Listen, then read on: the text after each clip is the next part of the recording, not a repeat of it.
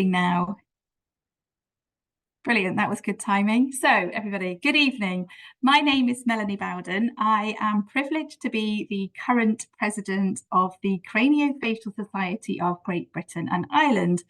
And I'm also leading on the organisation of our annual conference, which is taking place here in Manchester in April from the 17th to the 19th. So I'm doing a big plug here. So there's still time to register for the conference at the Midlands Hotel in Manchester if anyone would like to attend and isn't already signed up. So my role this evening is to warmly welcome you to this, our second in a series of 3 pre-conference webinars. The webinars are being hosted and run by our 3 organisations, CLAPA, who are leading tonight, who are the national charity supporting people born with a cleft and their families in the UK. The Craniofacial Society, we're made up of a multidisciplinary group of healthcare professionals committed to improving clinical care of children and adults born with a cleft. And then finally, CLEFT, Bridging the Gap. CLEFT is a charity focused on providing permanent, sustainable ways to improve cleft care both in the UK and overseas. So hopefully this series of webinars will provide a platform for us to discuss important topics in cleft care and bring diverse views and experiences from health professionals and patients and professionals and families in the cleft community. So it's providing a forum for us to all get together and have a discussion, and hopefully is a nice warm-up to the big conference.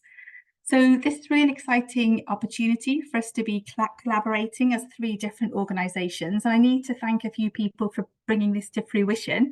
So Brian Summerlad, consultant cleft surgeon, had the idea of the 3 of us, the 3 organisations working in partnership. I think it was an excellent idea. And hopefully this is the first of many ways we can do that. Matt Fell had the idea of webinars. So whereas Brian thought about the collaboration, Matt thought that this would be a good idea for us to start meeting in this way.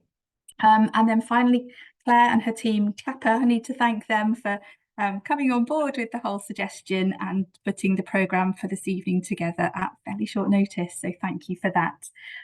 Also, I want to thank everyone who's been involved in the organisation behind the scenes. So I know Mel from Cleft has done lots of the technical support. So a big thank you to you, Mel.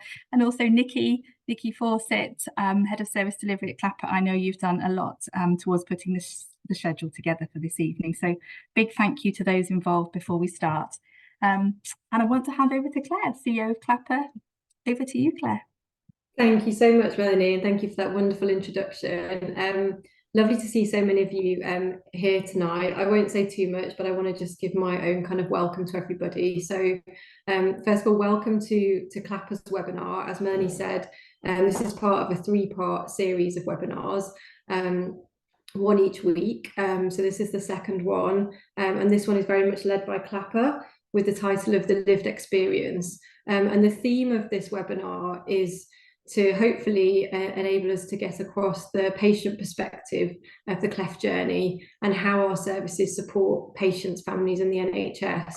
So we are a national charity, and we support people all across the UK in many different ways, and hopefully tonight's webinar will give you a bit of a flavour of some of the work we do and the way we work in partnership with the NHS and how important that partnership with the NHS and the people that we support is.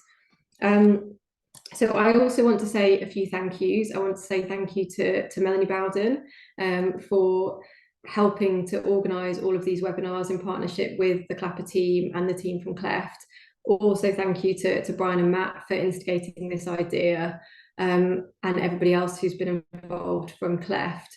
But a huge thank you in particular to the CLAPA team who have pulled this together at very short notice and pulled together what I think is a really exciting and interesting programme. So huge thanks to Nikki and all of your team for putting all this together and for being here this evening. And also a huge thank you to the speakers, a number of whom are volunteering their time this evening. So thank you.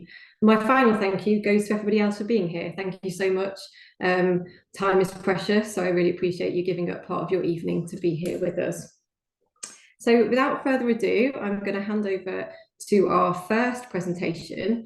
We're going to have a series of presentations. If you could save your questions until the end, you can put them in the chat. So if you don't think you'll remember your question, if you want to get it in there, then put your question in the chat or hold on to it until the end. There will be ample time to ask questions. And I believe all of our speakers can stay till the end. So we're going to do a full Q&A session at the end.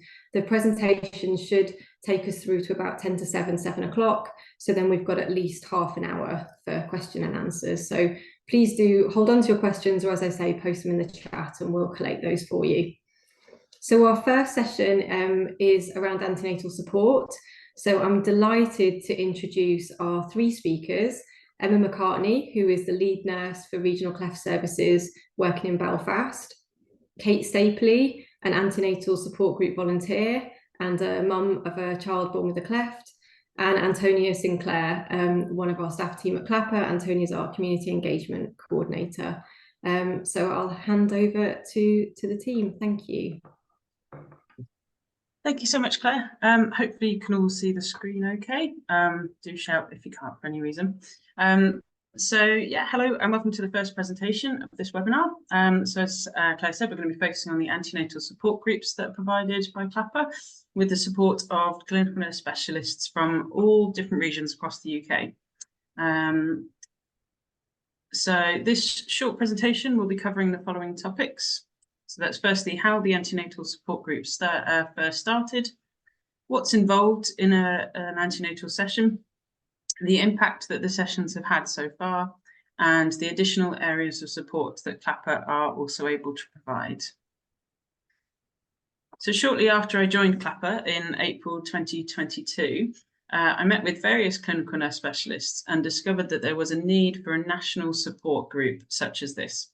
So from gathering feedback from our community of parents with a recent antenatal diagnosis, we have found that 100% of parents that said that they weren't offered an antenatal support group by their cleft team, but if there was one, then they would have loved to have gone. And we know that resources are tight within the NHS, and therefore felt that this was an area that CLAPA could offer support and work alongside the cleft teams on a national level. So we reached out to the CLAPA community and created a volunteer group consisting of parents who have their own children born with a cleft and were happy to support sharing their own personal experiences. We then worked through the format with the volunteers, clinical nurse specialists and clinical psychologists to ensure that we were providing advice and support that was both all-encompassing and in line with the work from the cleft teams.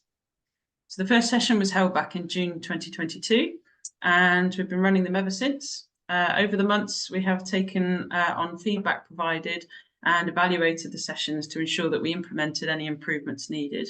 One of the major changes since starting is that we now offer a chance for attendees to join a breakout room at the end, and that's to continue socialising and supporting one another.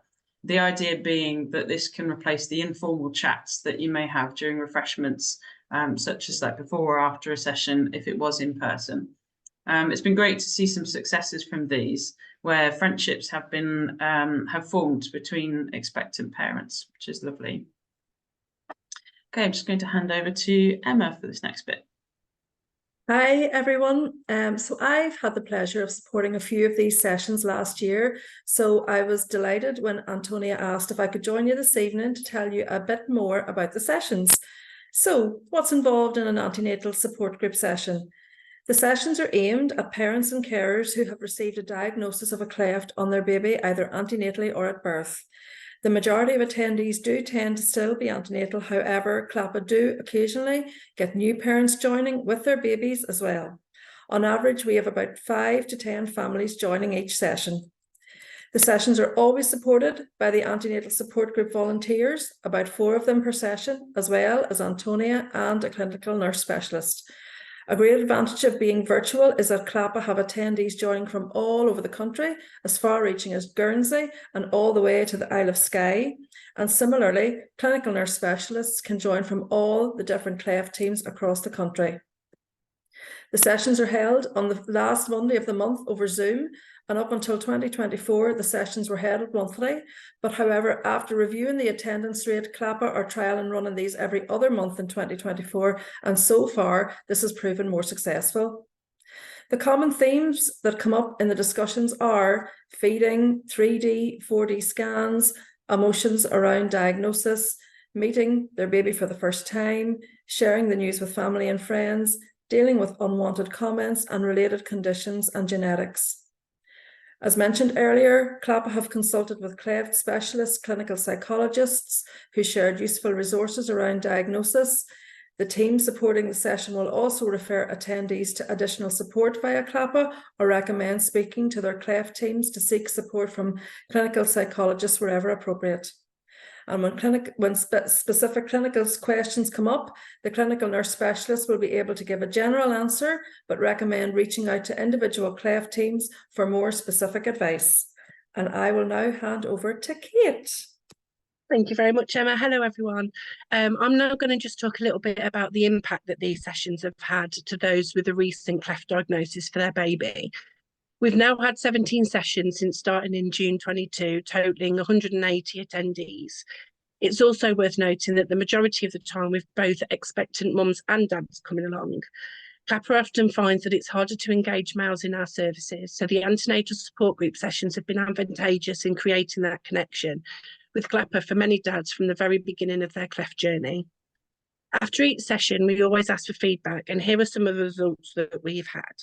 Over 95% felt more connected to others affected by cleft, more confident about talking about cleft lip and or palate, and more positive about managing any cleft-related challenges. Attendees have also fed back about the continued friendship and support that they've had from people that they've met at these sessions. Lastly, we found that many attendees have then continued to interact with other services provided by CLAPA after attending these events. I'm actually a good example myself, as I came to CLAPA through the very first antenatal support group when my son was diagnosed with a cleft lip.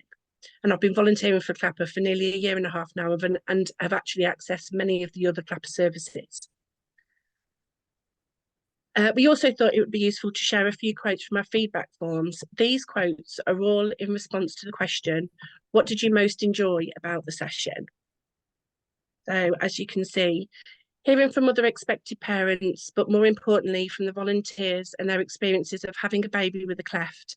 My biggest takeaway was, remember, you are having a whole healthy baby and the cleft is such a small part of them. And that was a real light bulb moment for me. The breakout session at the end was so useful. It was also really amazing to hear others at the very similar stages to me in their journey and to hear them having very similar overwhelming emotions. It was hugely validating and made me feel a lot better about a very traumatic period around diagnosis. How open and honest everyone was, it put me at ease straight away and made me feel that I could share personal information that is good to talk about. Having the volunteers there being so high-spirited and confident about what the future holds was great. And this was our first interaction since our 20-week scan, so we were pleased to see the amount of support that there is available from volunteers and professionals from all over the country. As mentioned, CLAPA also have many other avenues of support for the attendee of antenatal support group, including CLAPA welcome packs. These include literature, bottles and teats, parent support and counselling services. The CLAPA Parent and Carer Facebook group is a great place to find a support network and meet others on their cleft journey with their children.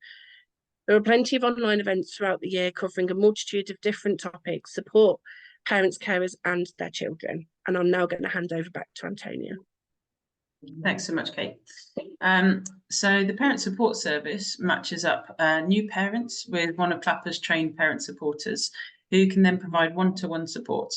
Our parent supporters use their own experiences of having a child born with a cleft to provide a listening ear and friendly advice to others in need. On average, our parent supporters provide support for 55 parents and carers per year. And then our CLAPA counselling service is provided via student counsellors who have their own connection to cleft. During their training, students are required to offer counselling to the community as part of their learning journey. And the counselling service is a fairly new service for CLAPA, but last year our counsellors provided support for 12 people. And I'm now going to read out 2 quotes that we've received as feedback from these support services. So firstly, E has just been wonderful. I've really appreciated her guidance and advice. I particularly like that the level of contact isn't thrust upon you. You can engage as much as you wish. I honestly couldn't recommend this enough. It has made such a difference in the first few weeks following diagnosis. And secondly, support came quickly post-diagnosis as the moment most in need of support. Elle gave us lots of background on her experience and made us feel less alone, provided better understanding of the day-to-day challenges and how her family dealt with them. She was sweet, caring, and genuine. So that's all we've got time for this presentation. Thank you for listening. And if you have any further questions about our antenatal support, then please do feel free to ask these at the end. You're also more than welcome to get in touch and have a look through the CLAPA website for more information. Thank you. Thank you so much. That was a brilliant way to start our webinar and just such a great example of the partnership between CLAPA, our volunteers, and the NHS. So thank you all. I'll just give Antonia a couple of minutes to stop talking because it's going to be Antonia again up in a second. So our second session is going to be about Babble and Play. So this session is going to be looking at the idea behind and the impact of the Babble and Play sessions that we run at CLAPA, as well as a brief overview of the Babble books. So I'm delighted to hand over to Antonia again, plus Lisa Farquhar, a speech and language therapist for the South Wales Cleft Lip and Palate Service. Lovely, thank you, Claire. Well, you won't hear from me for long as I'll be handing over to Lisa. But just to say, yeah, thank you again. And we're here to now tell you a little bit about Babble and Play. So over to Lisa. Yes, thank you, Antonia and Claire. So I'm Lisa, speech and language therapist with the Welsh Centre for Cleft Lip and Palate. I'm also one of the co-authors on the Listen and Look book series of Babble books. So I'm here today, alongside my colleagues Rian and Elaine. So I'm here today to talk about our Babble and Play sessions. I'm going to tell you a little bit about the aim of the sessions, the principles behind the sessions. Antonia is going to talk a little bit about the impact, and then I'm going to finish by talking about our Babble books. So the primary aim of our sessions, just like CLAPA, is to support parents. We like nothing more than having the opportunity to give advice and ideas to parents to help support their children's speech development. So what we do know is that children born with a cleft palate are at risk of speech difficulties.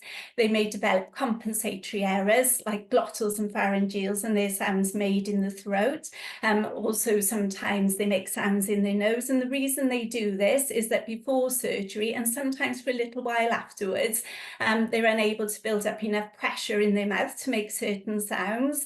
Also, we do know that children with a cleft are more prone to hearing difficulties, which can affect their speech. So before surgery, children have often got a lack of lip and tongue sounds. Afterwards, we would hope that they would be moving towards more normal speech patterns, but unfortunately, it doesn't always happen. And we do know that roughly half of children born with a cleft palate will need some sort of speech therapy at some time in their life. So our Babble and Play sessions are based on Babble therapy or input modelling as described by Harding and Bryan. And the primary aim of input modelling is for children to hear sounds repeated over and over again. And what that does is it helps them to reorganise their thinking and planning and to hopefully make the correct sounds themselves. So in the Babble sessions, there's the opportunity for children to hear the sound and to see the sound without needing to say it. We never ask our children to copy. We are just the ones doing the modelling. And we do know that children have been found to respond more readily when there's no requirement on them to perform. So they're much more likely to have a go at the sounds when we're not putting the pressure on them. So this is just a speech processing model, which I don't have time to go into, and it looks quite complex. But in a nutshell, it's just showing that the input, so what goes in this case, the speech sounds, is stored in the children's brain. And the more they hear the sounds, the more accurate their memory patterns are for the sounds. And eventually, we hope that this will change their own output, so their own speech, and that their sounds will become more accurate.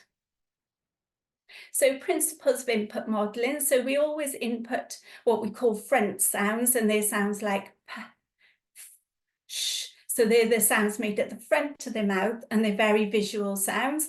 The other reason for working on sounds at the front of the mouth is that we're trying to encourage the tongue to come forward and the use of the lips, and avoiding the back of the mouth and the throat, and developing those errors that I've just talked about. So input modelling is also multisensory. Children can hear the sounds, they can see the sounds, and sometimes feel them. And as I've already said, we need to repeat sounds frequently. So this picture is Elaine using her bubbles. So she's making sounds at the front of her mouth and holding up the bubbles, and the children are actually looking at her mouth as she's making the sounds. So benefits of input modelling. So primarily is a preventative approach. We hope to get in really early before the children have had the opportunity to mislearn their sounds. And we also know that it engages and empowers parents. So parents are the ones that spend the most time with their children, and they really can make the biggest difference.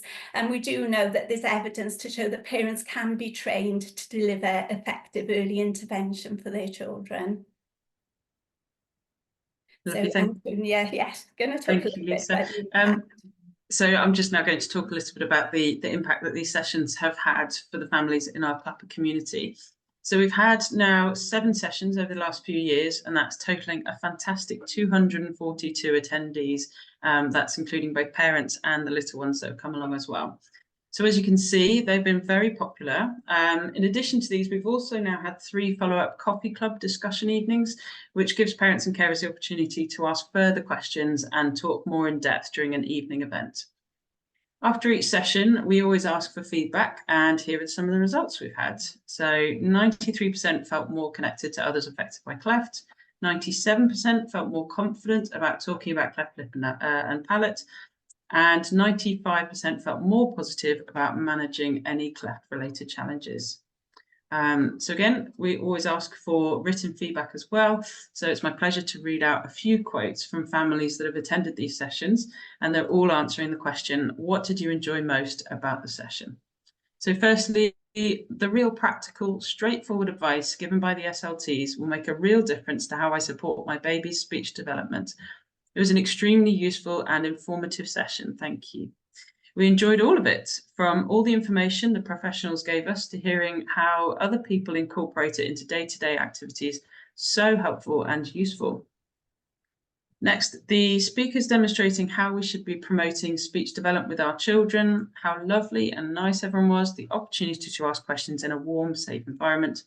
And lastly, the demonstrations of games and reading were really helpful. It was also great to hear a few other mums with what they have found works well with their children. I'm just going to hand back over to Lisa. Yes, so just going to talk very briefly about our Babble books, which we always use in our Babble and Play sessions. So the idea came about from the cleft leads of the UK cleft centres, who wanted to have a tool, a resource that we could give to parents to support their children's speech development. So we rose to the opportunity and rose to the challenge, and we set to work on writing our books. So just very quickly, because I know there's not much time, just to tell you a little bit about our books. So they are based on input modelling. They're suitable for children from 0 to 5 years. They were written in the first place with children who'd had a cleft palate in mind, but we did quickly realise that actually they were equally as relevant to other children who didn't have a cleft. So it's a storybook that can be enjoyed by all. It does have a QR code on it which links to a video which shows some strategies for using the book, things like using the book sitting face to face with your children so that they can see your mouth while you're reading the book. And we do know that sharing books promotes bonding between parents and their children. So our first book was published October 20. It was during lockdown, so this was our launch party, socially distanced from our own living rooms. So since that time, we've progressed in that we've partnered with the Welsh Government to create a Welsh version of the book, and also with colleagues in Florida International University who've created a Spanish version, and they recently took the books to Peru to give out to some children in places of Peru where resources are really scarce. So any further information wanted, please do feel free to contact us. But we just wanted to share this with you because basically it's just used as a tool to support our families. Thank you. Amazing, thank you so much. And I'm sure can we share those links on the chat? Is that possible as well, in case people didn't get those, because that slide was quite quick at the end, so I'm sure we can share those links on the chat if anybody wants them. Thank you all so much. That was a really interesting presentation. I've got loads of questions, but I'm going to hold tight and I'm going to save them until the end. I'm really excited for our next speaker. I'm actually not going to introduce our next speaker. I'm going to hand that over to the other Claire to do that. But all I'll say is that we have a member of our Children and Young People's Council who has very kindly and very bravely, I think, come here this evening to talk to you all. So I will hand over to Claire Evans, who's going to tell you a little bit more. Thank you. Yeah, hi everyone. So I lead on our work with children and young people at CLAPA, and I have the pleasure of working with a lovely group of young people, of which Grace is one of them. As Claire said, Grace is part of our Children and Young People's Council. So these guys give up a lot of their time and energy and commitment, and they're very dedicated to attending monthly meetings with us and going on a fun Resi weekend as well. But actually some of them do a little bit more, and Grace is one of them. So some of the members of the group volunteer to do extra stuff, and that's to help other young people born with a cleft. And then for tonight, that's to share stories and to help everyone understand what the journey is like for young people. So I've got a great pleasure in handing over to Grace, who's going to share a little bit of her cleft journey with you so far, and also some images of some of the fun times so far. So over to you, Grace. Hello, I'm Grace. I was born with a bilateral cleft lip and palate. When I was younger, I didn't really know much about my cleft, but I've had quite a lot of help with my cleft and stuff. Like, I've had like things like speech help, because I struggled with my speech quite a bit. I've also had things like things to help my hearing. So I've had quite a few operations to help my hearing and to help well with my speech in general. I've also had some with my cleft, like my bone graft. Yeah, so CLAPA is basically really helpful for people like me, myself. Because before, when I didn't really know much about my cleft, I joined and went on this residential, and it was so lovely and helpful because I met other people who had the exact same thing I did, like other people who've had operations like I have, and like share the same sort of story and background like me. A year after, I would say, I joined the CYPC. So it's a young version of, well, yeah. It is a group of people who talk about cleft and helping other people who also have clefts. We do little meeting sort of things like this to help younger children and their experiences. It's been so helpful and stuff like that. basically it's just been a really lovely experience meeting people like my age and stuff like that. And also some adults who've also had experiences like that. And it's been really good because it's helped me develop as a person personally. Yeah, basically. That's pretty much it. Thank you.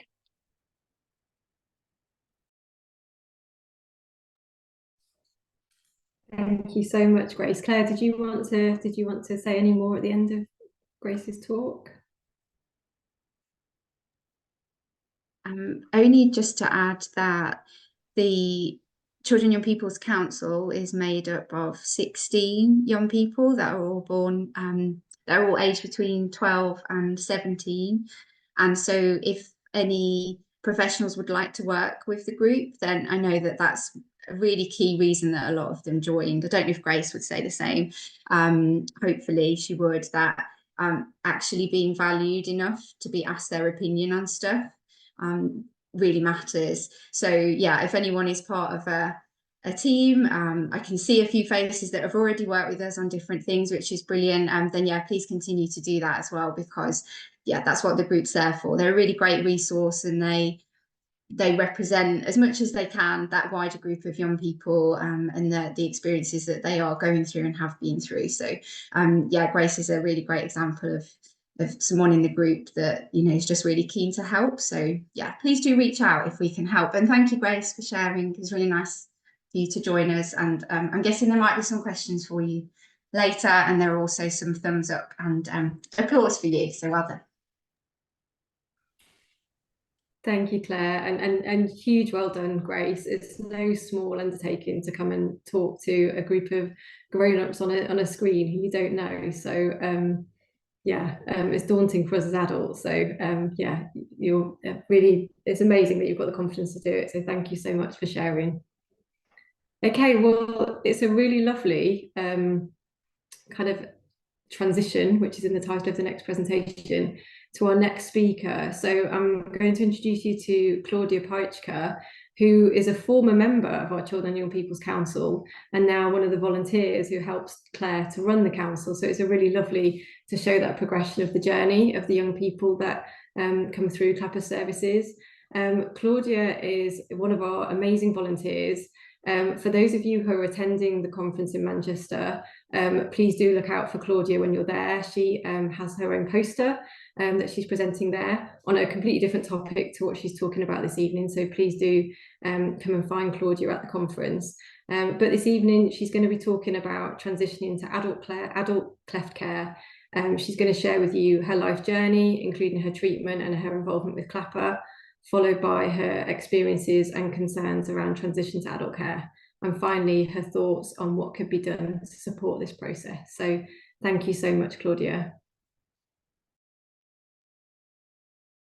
Thank you. My name is Claudia. So I thought I'd do a little bit about me first. So I'm 22 as of yesterday. I did my undergrad in psychology and I'm now doing my master's in London. I've volunteered with CLAPA since I was about 13 and I'm attending the conference in April presenting my undergrad dissertation. Thank you.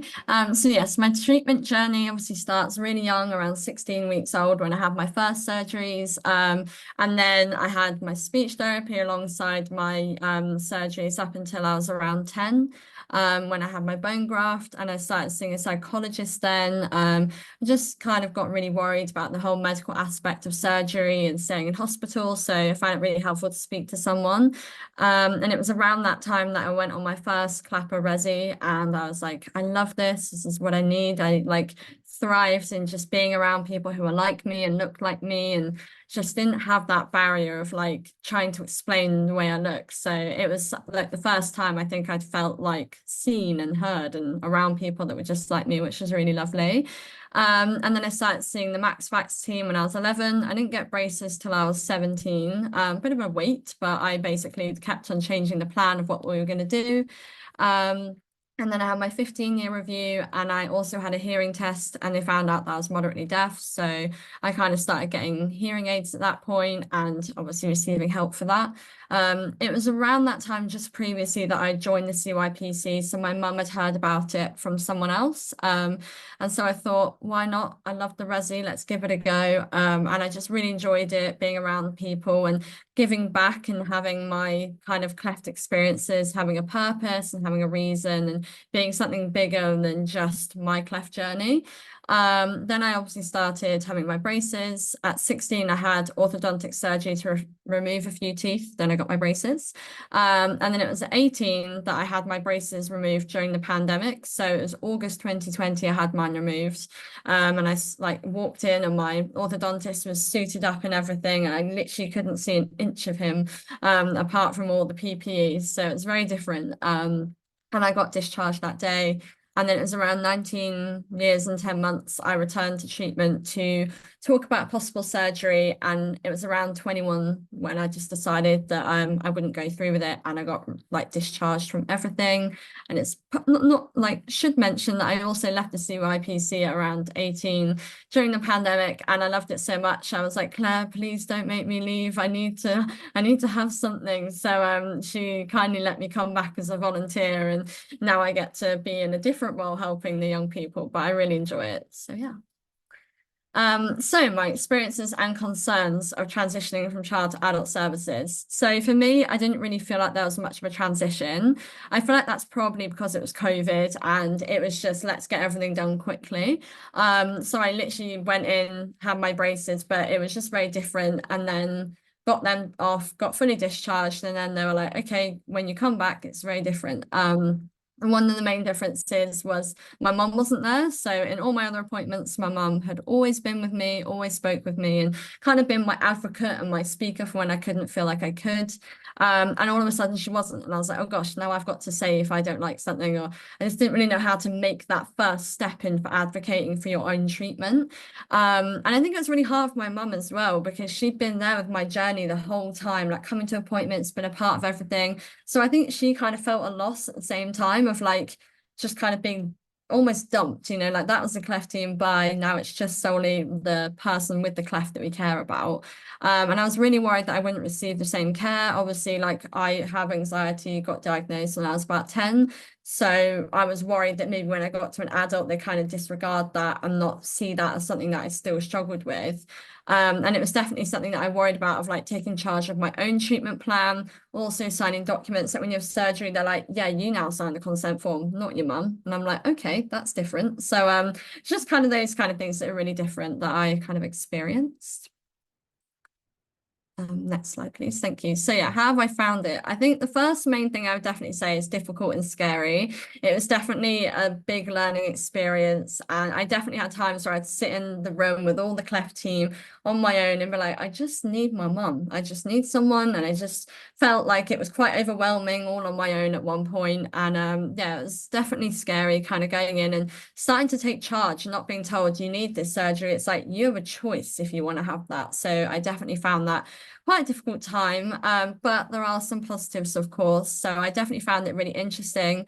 I really found it quite confidence building, actually, and quite like exciting to be able to pick my own life for once and being able to take charge and have ownership of how I wanted my treatment plan to go. And I also found it really knowledge increasing, because I started to actually read up and learn about the different surgeries and why they happen and if that needs to happen for me. So I kind of felt like I was gaining all this like medical cleft knowledge that I wouldn't need, but it's good to have. But yeah, I definitely feel like there are positives and negatives. But yeah, I definitely really found it more positive. So the issues I encountered, So the first thing was definitely making sure I had all the information. I'm someone that likes to know everything to the dot. So making sure I had all the information in front of me to make a really good informed decision was something that I really wanted. And also doing everything on my own. So like it was the first time when I was 19, I went to the appointment about having possible surgery, and I had a few new people in the cleft team, didn't know who they were. And then they were like, right, you need to go to X-ray. And I was like, oh gosh, don't know where X-ray is. So it's trying to like navigate the whole new world on my own with people you haven't met before. And I think as well, making sure I wasn't rushed into it. I think sometimes when you first go back for returning to treatment, they're like, great, you want surgery, let's go. And I was like, I just came to find out, you know, I didn't come to kind of get the surgery. So I think it's just making sure that you have all the information, you can make an informed decision, but you don't need to be rushed into it. You can kind of take your time. Getting in contact with the cleft team for me wasn't much of an issue, but when I spoke to my friends who are around the same age as me, they did mention that the cleft team I'm a part of has a self-referral system. So I just phoned up and got an appointment. So that was really good. Also finding the time. I was a busy uni student and I didn't really want to take time out to have a surgery and be like, yeah, I can't do this, I can't do that. So trying to find an appropriate amount of time for me to be able to have the surgery and actually give enough time to recovery and not just go back to uni. And yeah, just getting the right surgery for me. Next slide, please. So the call for action, I would say, is definitely self-referral. Maybe having pre-meeting sheets of like when you go for your first appointment, kind of getting a sheet of who everyone is and what they can do. More talk about CLAPA. I feel like it's not mentioned enough in the cleft team. Possibly a letter about transition as well. And we also said about having a psychology appointment. So at maybe your 16-year review, kind of enforcing a psychologist appointment so that if you wanted to speak about anything, you can speak about them, like anything with that person, and not feel like you've got tons of eyes in the room with you. And lastly, these are some CLAPA adult services that I have used plenty of times, like the CLAPA Lounge, the Facebook Lives. I've been part of some of the live Q&As. I've also joined tons to find out, and the peer support service as well. It's been really useful. That's everything. Thank you. Thank you so much, Claudia. Amazing as always. And I still remember you coming to that first Resi weekend all those years ago. So yeah, it's amazing that you've continued with our services and you're now kind of speaking in one of our webinars. It's amazing. Yeah, and as I said earlier, please do make sure you check out Claudia's poster presentation at the conference if you're going to be attending. So the journey of life continues with our next speaker. So I'm going to hand over in a second to Gillian and Anne, who are going to talk about adults' experiences of returning to treatment. So Gillian McCarthy is our external engagement coordinator. She's going to talk about the issues that adults have when returning to treatment. And Anne Duarte is going to talk about her experience of returning to treatment as an adult, and telling us about how she's used her experience of an adult born with a cleft to help shape cleft care within CLAPA via the Adults Focus Group, and within the NHS via the Cleft Development Group, Patient Engagement Group. So delighted to welcome Gillian and Anne. I know this is going to be a fantastic presentation. I've had the pleasure of presenting alongside Anne on stage at the British Orthodontics Conference, so I know it's going to be a fantastic talk. So I'll hand over to you guys. Thank you. Thank you, and thank you, Claudia, for your presentation. Next slide, please. So I just wanted to give a bit of background information before Anne shared her experience. A few years ago, so back in 2020, CLAPA published the results of the whole of life survey research, and that was a piece of work that we did to help look at how we were going to develop the adult services going forward. To identify what adults really needed. So one of the things that came out of that was that even adults who were aware that they were entitled to NHS cleft care struggled to access that cleft care via a GP or a dentist referral. 4 years later, in 2024, this appears to still be the case, disappointingly. And what should be a relatively straightforward process is often turned into a complicated and emotional process, resulting in patients seeking out private options or just accepting that they're just not going to get any further treatment. So CLAPA are working closely with the cleft community to understand how to improve the experience of adults returning to NHS cleft treatment. And that's one of the things that the Cleft Development Group's Patient Engagement Group, which we say CDG PEG for short, have been really trying to push over the last 2 years. So the problems that we hear about through CLAPA, the things that people come to us when they are struggling to get that referral, is access to a GP or a dentist in the first place to request that referral. So that can be a problem, or it can be quite a lengthy process to actually get to that stage. And now that's been made even worse with the fact that getting a dentist can also be problematic. Once they do see those people, it can be that they refuse to refer them because they don't think it's appropriate, or they don't think there's a need, or they don't know about the cleft teams, and therefore they don't do the referral. There's a lack of awareness from GPs and GDPs about what the cleft treatment is that's available, and that it's free and it's available on the NHS. We've got stories of them referring to the wrong clinician or the wrong team, anybody except the cleft team. And we've got stories of people who have been referred and passed from pillar to pillar, and before they actually get to the cleft team, if they even get to the cleft team. And then we also have referrals that are then returned back to the GP, even once they've been made. Even if they make it to the cleft team, we've heard of stories where it's been referred back. So that might be if it's gone to a paediatric clinic administration, and they've just returned it back instead of forwarding it on to the adult administration. So just some examples of what some adults have told us in our recent survey that we did this year that sort of just highlight what the problems are. So we've got the GP refused to refer despite me using the standard CLAPA referral letter. So that's a referral letter that we provide in our leavers pack that people can take along to their GP just to help show that it is appropriate to refer them on to the cleft team. Somebody said that they needed a new plate and have had an absolute saga trying to get seen. The doctor and the dentist trying to refer back to the cleft team, miscommunications between them all and the hospital, dental hospital, had to do a lot of the chasing themselves,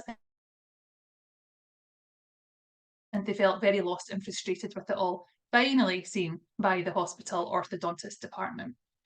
And then the third person, I needed my cleft team to refer me to a partner hospital, and the waiting times were so long. I was eventually seen a year later when the new surgeon told me I had to be referred to a different hospital, which took another year. So it just shows the sort of lengthy process that can happen. Next slide, please. So Anne is going to just share a bit about her experience returning to care as an older adult. Thank you very much. I am bowled over by those stories from Grace and from Claudia, because their experiences are so completely different from mine. Now, I'm absolutely not complaining, don't get me wrong, but I am in my early 60s. I was born with a bilateral cleft lip and palate and had a lot of surgery done initially, obviously, as a small child and then as a teenager. So my O-levels and A-levels were screwed up and life was quite difficult. There was no CLAPA. We weren't referred to any assistance. My parents didn't have any help or support from anybody. I had never met anybody with a cleft until I became associated with CLAPA just 6 years ago or so. It's a really difficult one. But the thing is, after all of the surgery as a teenager, you walk away, and I've discovered through my association with CLAPA that I am not alone. I thought I was unusual, but no, a lot of adults do exactly this. You arrive in your late teens, early 20s, and you think, right, well, here I am. I'm going to get on with it. I can't be doing with any more surgery. Just as Claudia was saying, it's difficult to fit things in when you want to get on with your life. With a result that I went for 35 years with my one NHS denture, which soldiered on brilliantly until I was about 50, and then it broke. I went back to my dentist, who made me a new one, which lasted about 2 years or whatever. That was hopeless. And I had nowhere to go. I'd been believing for all these years that I was normal, whatever that meant. I'd had successive NHS dentists. I'd gone religiously every 6 months. Not one of them ever mentioned my cleft. And therefore, I believed I was finished and normal, not a problem. In 2017, I went to another new NHS dentist who looked into my mouth and said, "Oh, that's interesting. You have a cleft. Tell me about it." And I almost fell out of the chair. I was so shocked. Not a single dentist had ever made any comment about it at all. She explored around and about, and she said, "You're going to need some help. I think the best thing for me to do is to send you to Adam Brooks to see the restorative dentist. He will make a treatment plan for you, which I will carry out here. But then we'll get some things sorted." So I went to Adam Brooks. I had terrible gum disease, really, really bad gum disease, which obviously hadn't come from nowhere. And whilst I'm disappointed about the dental care that I'd received, I genuinely didn't know any different. And nobody had said I wasn't doing it properly. Nobody suggested even a trip to the hygienist. But I was at Adam Brooks and I had my dental care. Like Claudia, my treatment was also affected by the COVID years, but we did manage to get the bulk of the work done. And suddenly I was open about my cleft, having pretty much denied it prior to that. The whole of my adult life, I pretty much denied it. My concern is that there are lots of adults just like me who maybe haven't had a fabulous dentist like I had, who actually enabled me to talk about it and to improve the quality of my life. I would love to have implants. I can't because I don't have enough bone. So now I'm fighting to save the teeth that I've got, which I'm happy to do. But I just wonder if dental treatment had been more freely available, or better quality treatment, or treatment associated with the cleft, it might have been very, very helpful. Having discovered that I was a person with cleft, which, as I say, I would have not quite denied, but I wouldn't have wanted to talk about prior to being in my late 50s. I looked at the CLAPA website and I approached CLAPA with a view to becoming a volunteer, because obviously it's an experience that one has, and suddenly I felt that I wanted to be around to help. At that point, CLAPA weren't recruiting any volunteers, which was fair enough. COVID was a big problem. But I was asked if I would like to join the cleft development group as a patient engagement, as a patient representative. To be frank, it sounded a bit dull.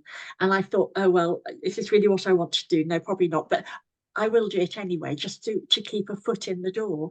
And gosh, how amazing to sit in conversations with professionals talking about what they do day in, day out. One of the very early conversations we had was a conversation between two plastic surgeons from the north of England, and they were talking about how to assess the nature of the work that they did. And one of them said, "Oh, of course, I think I do rather good noses, but my colleagues' lips are so much better." And I thought, hang on a moment, this sounds like a catalogue, as though you walk into a room and you say, "Well, I'll have a number 10 and a number 4, as though it's automatic." And it felt really good to be able to remind them that, you know, we have one nose, we have one chance for a nose, perhaps two if we're lucky. We have the one set of lips, and we live with this. Yes, we're in their chair for as many hours or days as it takes, but actually we live with this day in, day out, and they must remember that that we're there to have the best quality of life that we can have. I then became involved with the adult focus group, and this is really, really interesting at the moment because we're preparing for the CLAPA conference, the adult conference in London in June. And we are hoping to appeal to all sorts of people like I was a few years ago, who were not greatly engaged, but actually there are lots of things that we can all do to promote our own lives and to promote better lives for other people. It's really important that CLAPA works for all people with cleft, not those just involved in with the cleft teams already, but for those of us that were outside the system, and that we enable everybody with a cleft to have the best possible care. Certainly the best possible care as far as regular dentistry is concerned, but also that should ultimately a bone graft become available, that I should have access to that as easily as possible without trying to go and sell the idea to either my GP or an unsympathetic dentist, when actually if I lose these teeth, then who knows? who knows? I am so grateful to everybody that works within the craniofacial field, because without people like you, we can't speak, we can't eat. Our lives are undoubtedly hugely affected to a very sad degree. And I'm utterly delighted with Grace and Claudia that they have CLAPA and have had CLAPA for so long. They are very lucky, and I'm thrilled to be involved now. Thank you.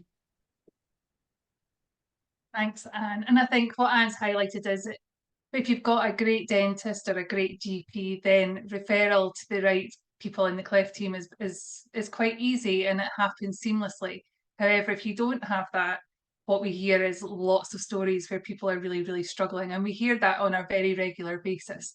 So one thing that you can do to help, which the CDG PEG have been requesting through the cleft teams at the CDG meetings, is to offer a self-referral process for adults.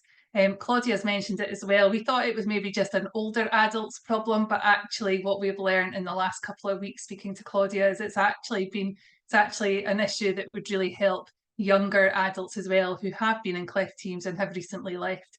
So it's for all adults really that would really benefit from having a nice simple process where people can phone, email, or fill in a form that's easily accessible on your website, just to make a really seamless, easy process that they can just get in touch. They can find their local cleft team and they can just get in touch with you. And Anne shared her story of how it was easy for her dentist to refer her to Addenbrooke's. But we, again, through the survey last year, one of the quotes that we had was, I have had a positive experience in requesting to be re-referred back into adult cleft services. Very quick wait for an appointment, and the cleft team are also offering me additional assistance with speech and language therapy and psychology, which I am extremely grateful for. And when we checked which service that person was involved in, it was the Wales service who offer self-referrals. So it just shows the difference. If you can offer a self-referral, people have a really positive experience. And if they don't, then sometimes people are having a poorer experience. Thank you. Thank you so much, Gillian and Anne. And that brings us to the end of all of our speakers. So I'm going to hand over to you as the audience now. We don't have any questions in the chat, so and I have a number of questions, but I'm going to hold back because I'm sure that those of you in the audience have got your own questions. So I'm sure any of the speakers that have spoken to you tonight are happy to take questions. So if you want to use the virtual hand raising, if you have a question to ask, if you're not sure what to do, if you click on reactions at the bottom of your screen, you'll then see an option to raise your hand. So if you do have a question, please do that and we'll come to you.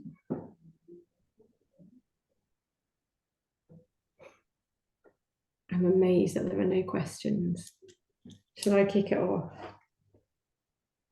Okay, I'm going to go back to kind of the beginning and ask our first speakers. So it was Antonia,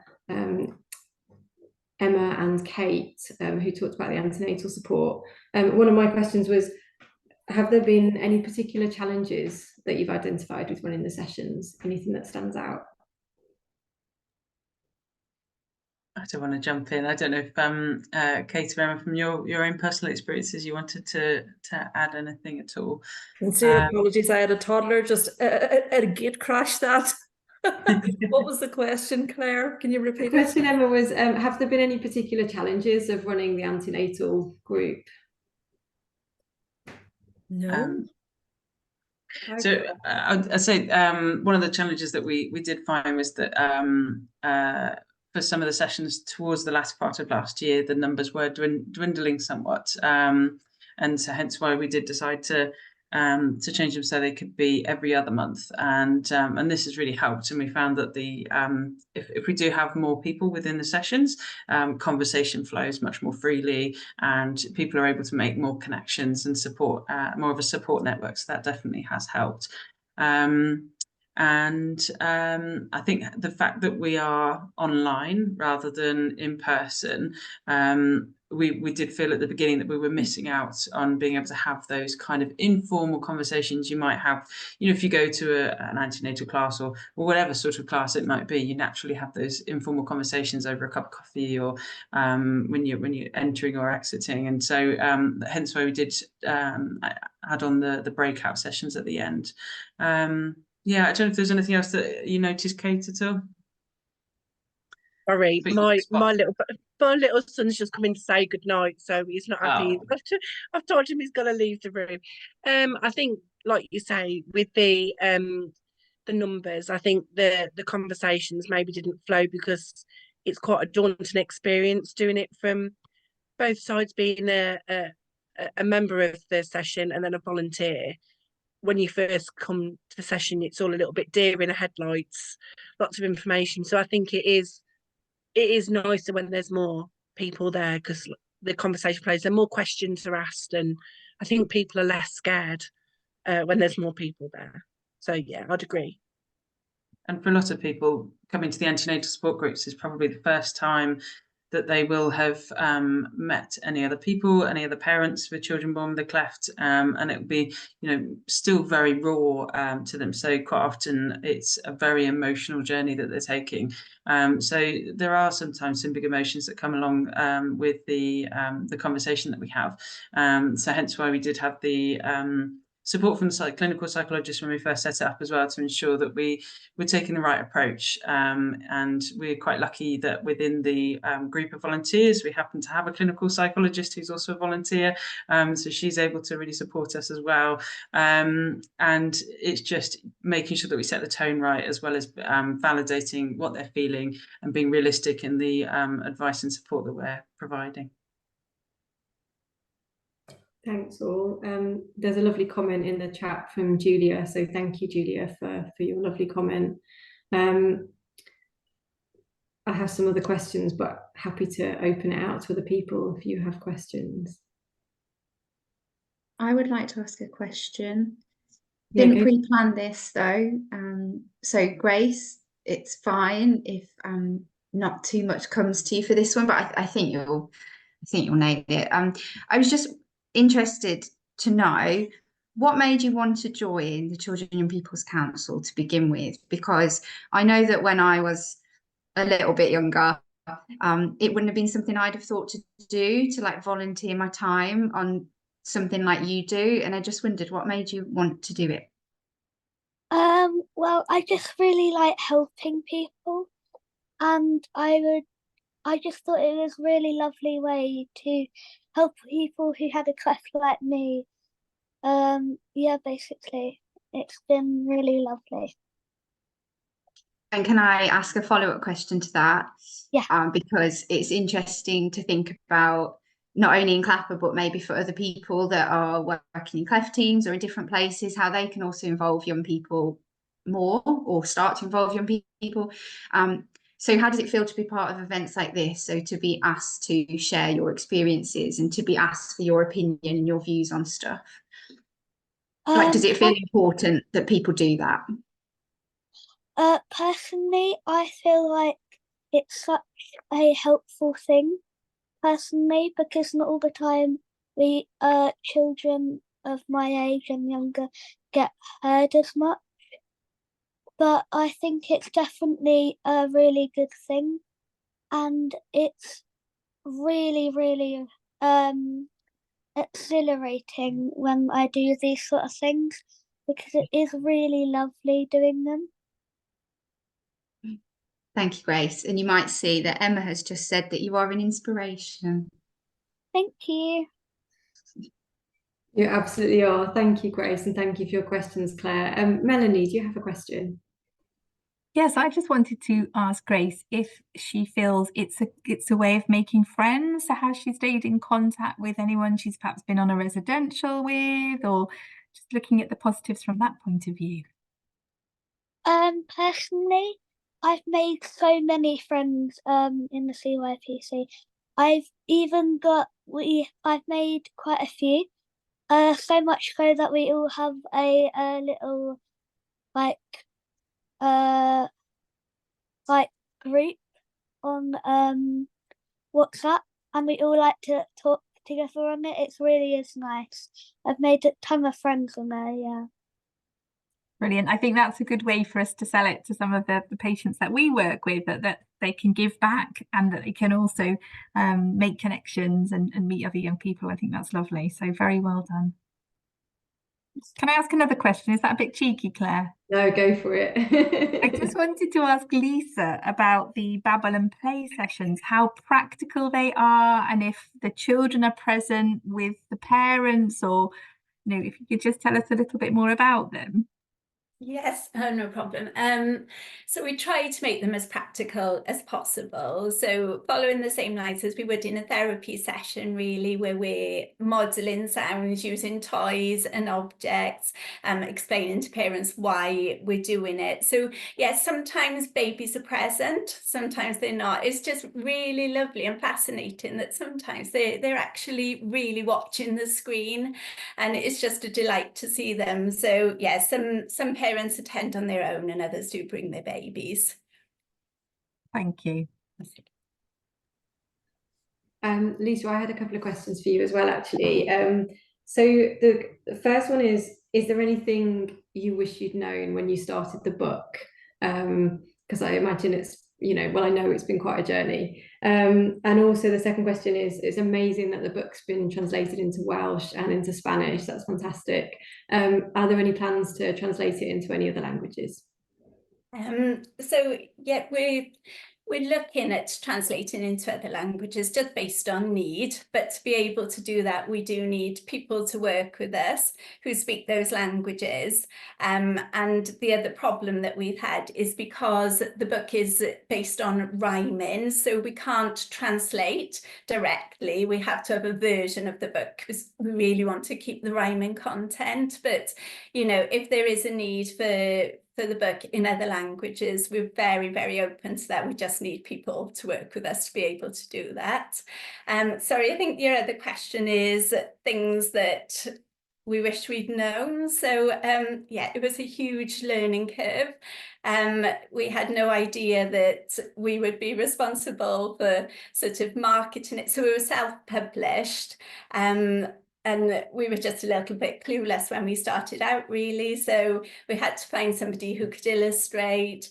We needed to find somebody who could do the graphic design. We're novices to this. We just wanted to create something for our families. So we had no idea about the process of it.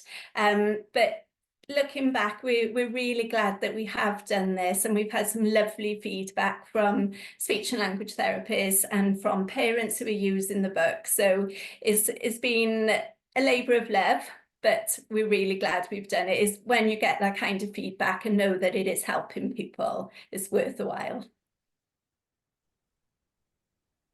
Melanie. I just wanted to add how useful the books are and say that our cleft charity here in Manchester, we buy the books every year and give them out to each of our families. And I just would like more, Lisa. So I think they're called The Sound We Found. Maybe you could do The Word I Heard, because we could do this more. That's actually one of our next ones. So you've already said it. So we've got The Sound We Found and we've got The Sound We See. The reason for doing The Sound We See is that we're just trying to reinforce to parents that we want children to be watching their mouths. We're looking at doing The Sound We Feel next, making the sounds sort of so that the children can feel them, but definitely we've got The Word We Heard in mind as well. So Brilliant. You've hit the nail on the head there. There's potential there for a recipe book too, I think.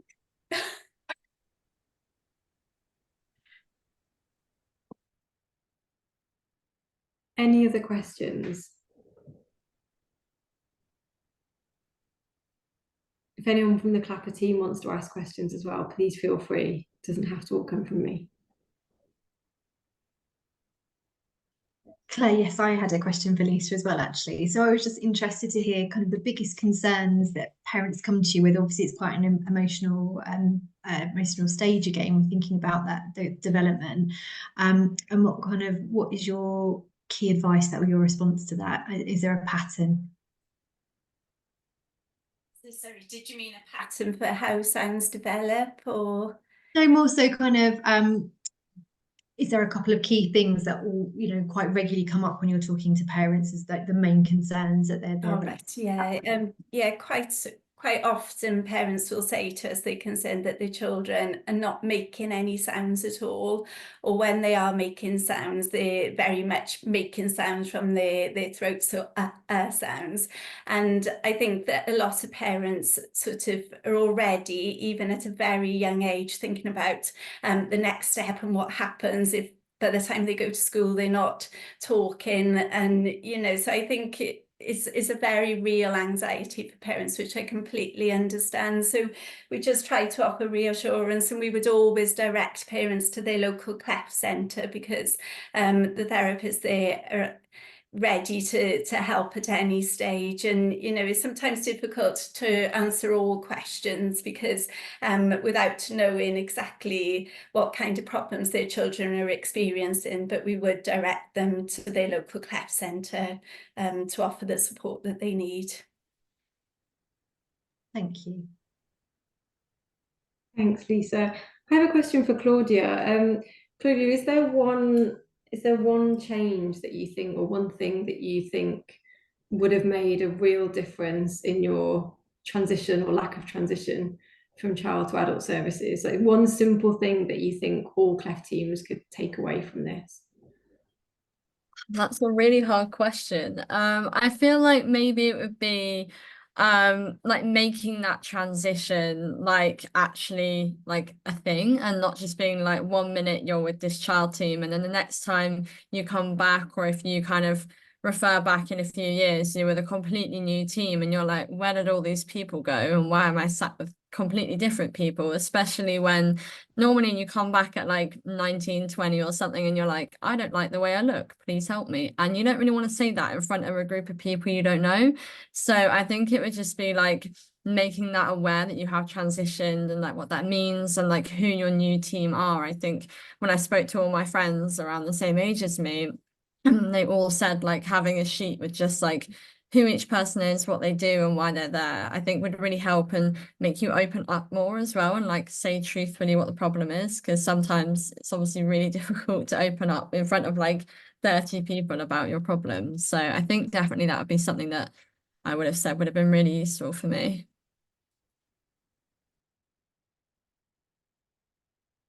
Thank you, Claudia. That's really helpful. Becky. Yeah, I also had a question for Claudia. Claudia, as well as presenting tonight very kindly, you also mentioned that you're presenting at the conference, your poster. And I just wondered if you could explain a little bit more about what your poster is going to be about.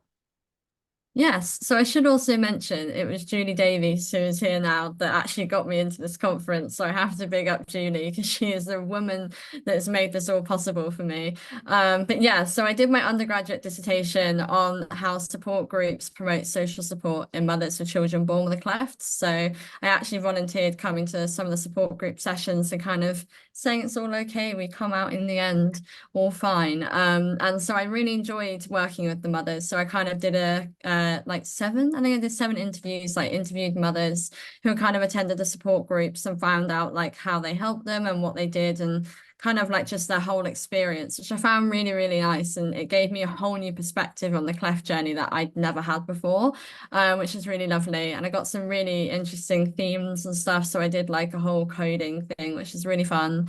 So yeah, I'm really excited to present it at the conference and obviously help Julie out with hers as well, which should be really exciting. I think, yeah, underestimating yourself there as far as like helping me out. I think you're going to be presenting it, aren't you? So, which is amazing, absolutely amazing that we've got you on board here. So it will be good for us all to listen to.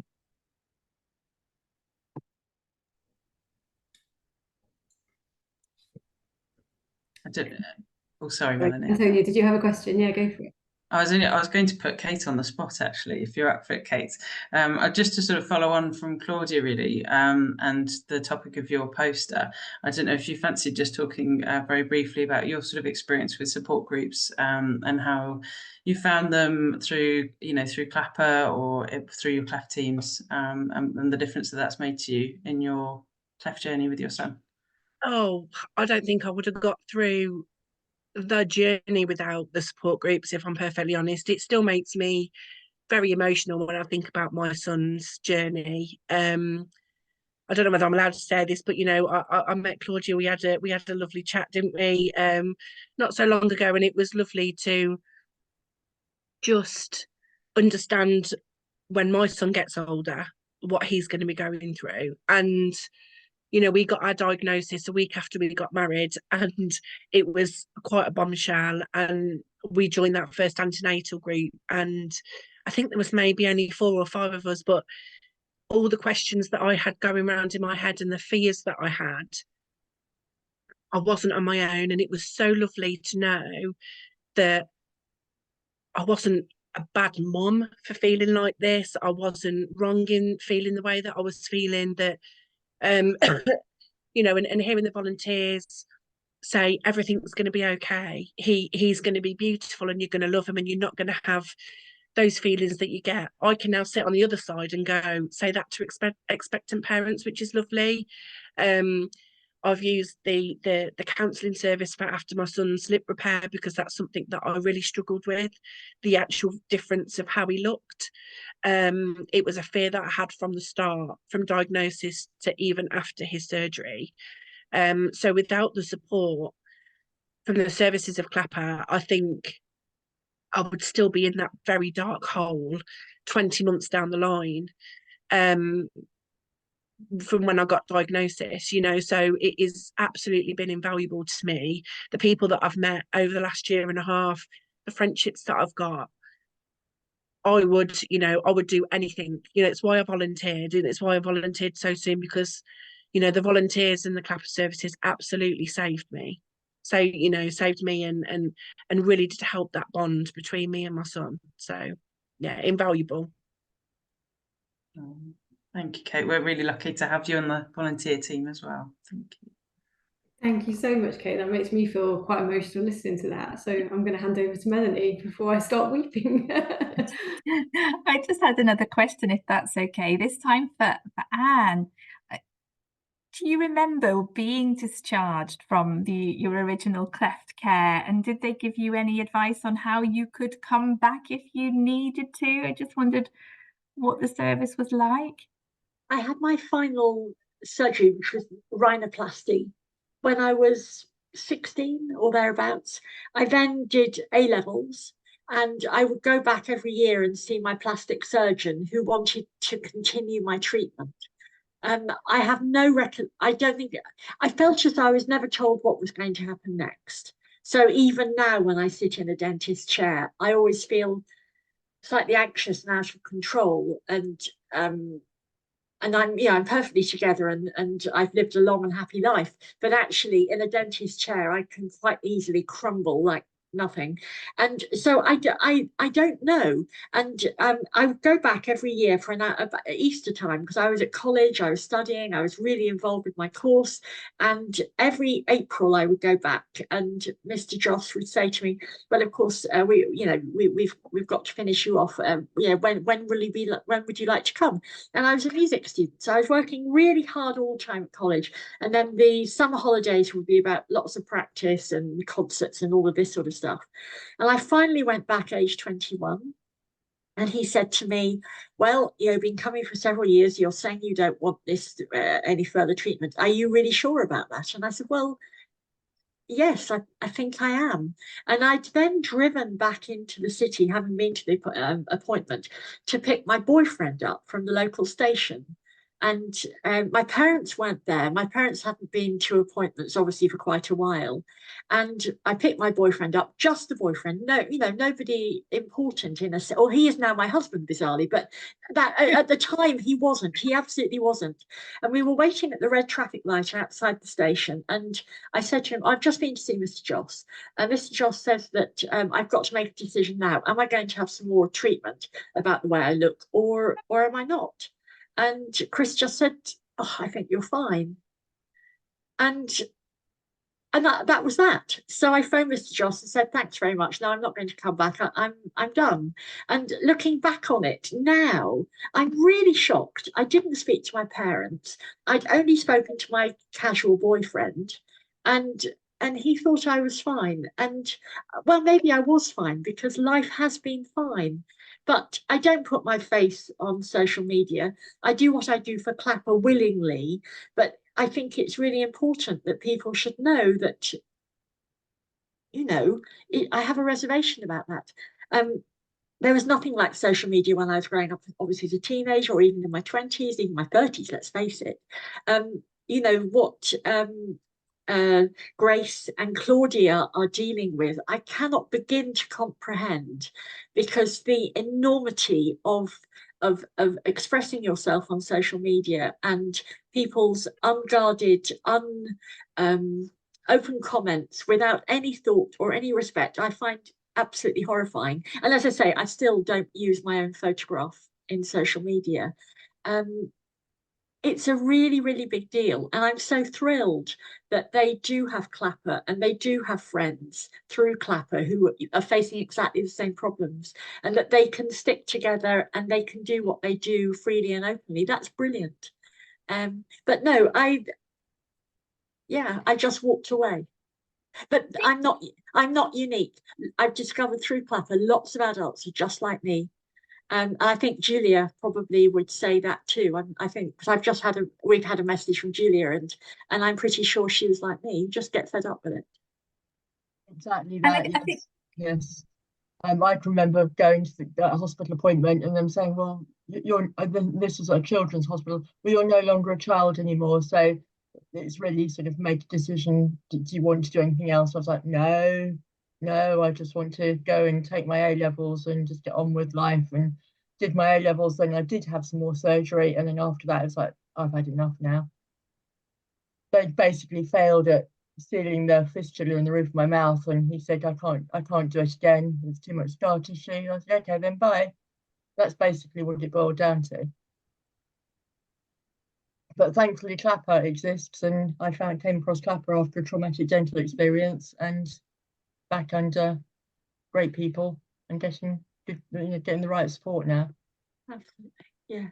Yeah. I think that highlights how, as a child or young person, it is hard to make those decisions, isn't it? That perhaps we assume that people are ready to make those decisions, and maybe we're not. And so the door needs to be left open a little bit, or we need to make sure that there is an easy way back. I mean, I remember as a teenager, my mum fighting to try and get me an orthodontic appointment. They offered me braces, and I said, no, I don't want them. And she was mortified because she'd had to work really hard to get the appointment. So, but I don't think I really understood what was involved. And I think about 4 years later, I asked for brace treatment. So I just think it's difficult, isn't it? Learning to make those decisions and knowing how you're going to feel going forward. Thank you. Thanks so much, everybody. That feels like a really good point in which to wrap things up. There's been some really lovely discussions in this Q&A session. So I'm just going to say a few words, and I'm going to hand over to Melanie, who's going to close the event for us. I just wanted to say a huge thank you to all of our speakers, particularly those of you who've talked about your personal experience. I think it takes a lot of courage to talk so personally and openly, and I know that what you said really will be heard by the clinicians who are here, and that they will take back what they've heard. So it really is important that you have your voices heard. So thank you so much. Thank you also to my amazing colleagues at CLAPA, who never fail to impress me and have pulled this off at an incredibly short notice, with no extra time to do it. So I really, really appreciate it. And also the health professionals and volunteers who've also joined. And thank you to everybody for giving up your evening to be here with us. I hope you've really enjoyed it. I hope you found it really informative and really interesting. So thank you again. And I will now hand over to Melanie, who's going to close this evening's webinar.